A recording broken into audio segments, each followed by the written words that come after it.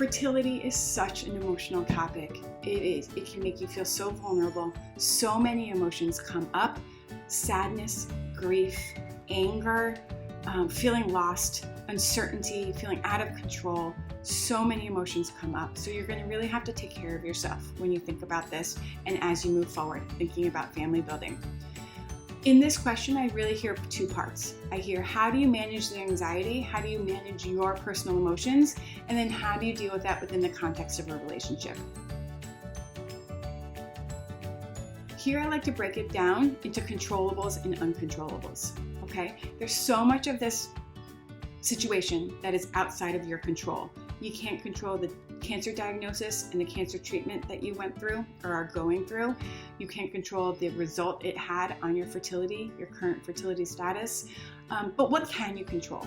Can you undergo a fertility evaluation and learn more about your options? This might give you hope that even if your first choice for having a child is not possible, or if there's a low chance for success with that first choice, there's a second choice. And you can start to think about what that would feel like, that you may still be able to bring home a child, even if it looks a little bit different than you originally thought or you originally planned for.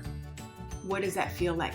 What's within your control? What can you do now to plan for the future and to give yourself the best chances of success? It can really feel good to take action where you can, right? Whether that all that is collecting, educating yourself, collecting information about your options, seeing doctors, getting connected to doctors, planning for the financial cost of this in the future, but taking action can feel good.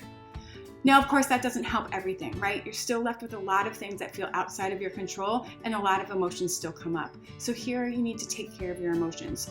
Remember, anxiety is an emotion about the future. It's fear about a negative outcome that's going to happen in the future.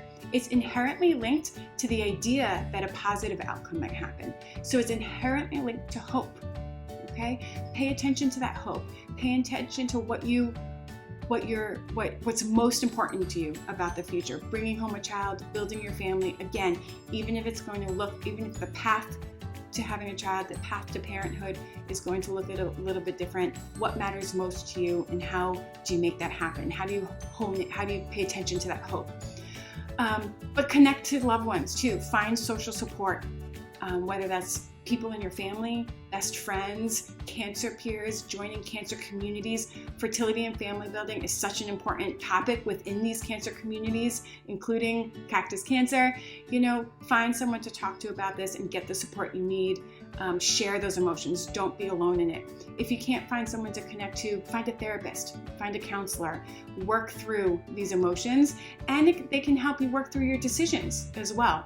So get the support you need.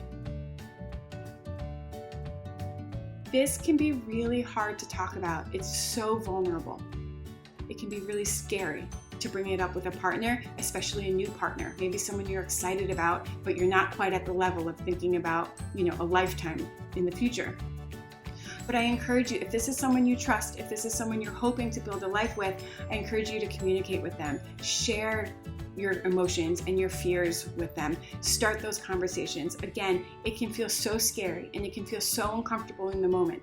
But if you can sit in that discomfort and open the door to these conversations, ultimately that's going to be the partner that you want. You're going to want to have someone that you can share this with and be on a team with. So start having those conversations in pieces.